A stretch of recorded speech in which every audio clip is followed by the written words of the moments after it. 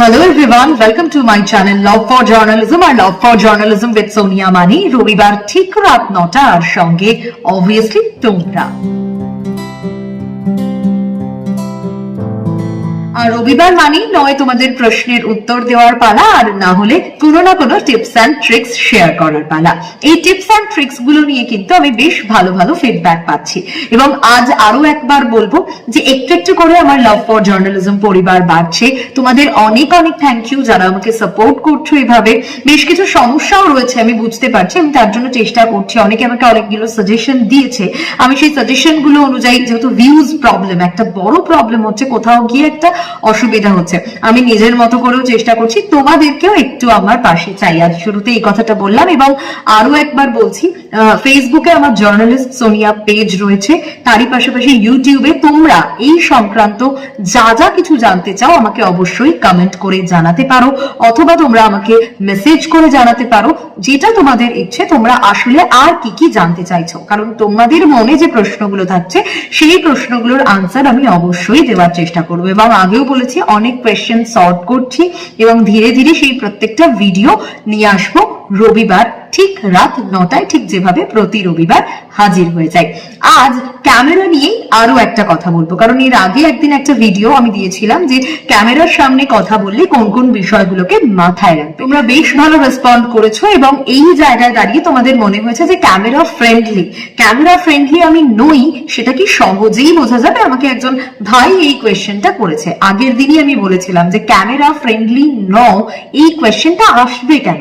তুমি camera friendly নও শুরুর দিকে, নিশ্চয়ই শুরুর দিকে আমরা কেউই তো তাই থাকি না, কিন্তু আমরা প্রত্যেকে তো নিজেকে তৈরি করে নিই। আর তার জন্য কি করতে হবে? অবশ্যই প্র্যাকটিস করতে হবে। এর আগেও বলেছি মূল মন্ত্র একটাই, প্র্যাকটিস প্র্যাকটিস আর প্র্যাকটিস। এই প্র্যাকটিস কিন্তু তোমাদেরকে একেবারে ঝকঝকে তকতকে করে দিতে পারে।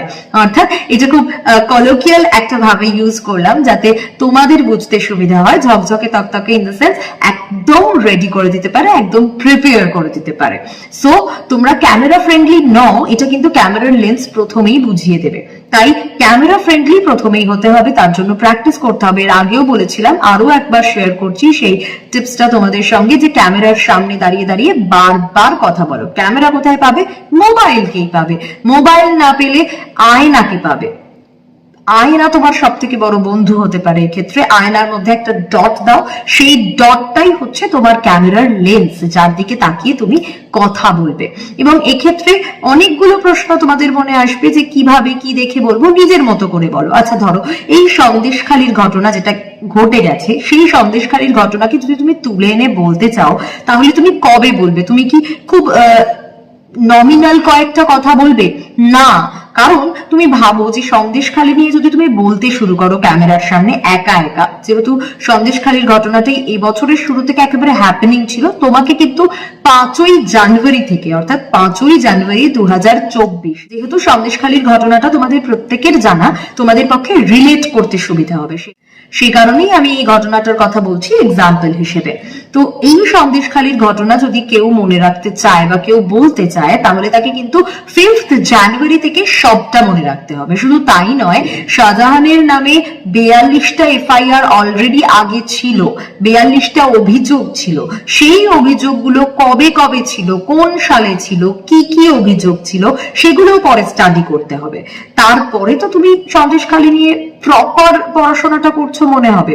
এবং 5ই জানুয়ারি যেদিন ইডি আধিকারিকরা পৌঁছলো, ইডি আধিকারিকরা হামলার সম্মুখীন হলো। শুধু ইডি আধিকারিকরাই হামলার সম্মুখীন হলো না, গণতন্ত্রের চতুর্থ স্তম্ভের উপর আঘাত এলো। অর্থাৎ সংবাদ মাধ্যমের গাড়ি ভাঙচুর করা হলো, সাংবাদিককে মারধর করা হলো, ক্যামেরা কেড়ে নেওয়া হলো, ভেঙে গুড়িয়ে দেওয়া হলো, চিত্র সাংবাদিক তারা আক্রান্ত হলো। এই প্রত্যেকটা বিষয়, এবং ইডি আধিকারিকরা তো আক্রান্ত হলোই, যে ঘটনা আগে দেখা যায়নি কখনো। এবং ইডি আধিকারিকদের গাড়ি ভাঙচুর করা হলো, ইডি আধিকারিকদের হাসপাতালে ভর্তি করা হলো। এই প্রত্যেকটা ঘটনা কিন্তু 5ই জানুয়ারি 2024 ঘটনা।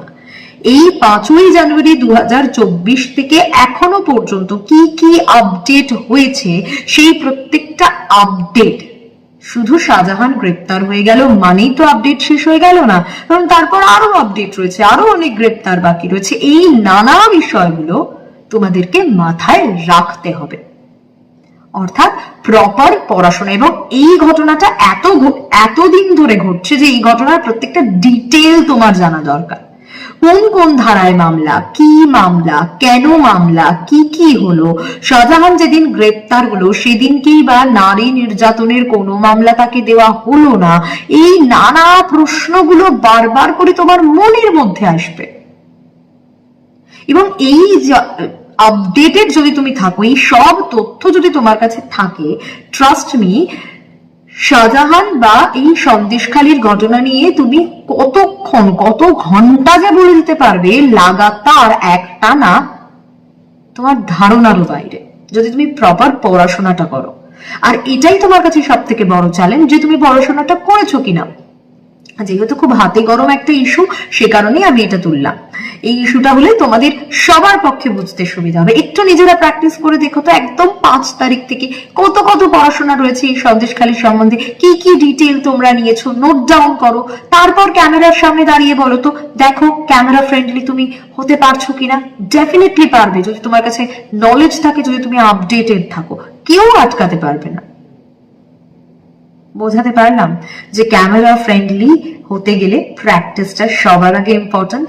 নিশ্চয়ই কোয়েশ্চেনের আনসারটা দিতে পেরেছি, বুঝিয়ে একটা এক্সাম্পল দিয়ে বোঝানোর চেষ্টা করলাম। তোমরা প্রত্যেকে কিন্তু এটা বাড়িতে ট্রাই করতে পারো এবং অবশ্যই আমাকে জানাতে পারো যে এটা তোমাদের ক্ষেত্রে কাজ করলো না করলো না।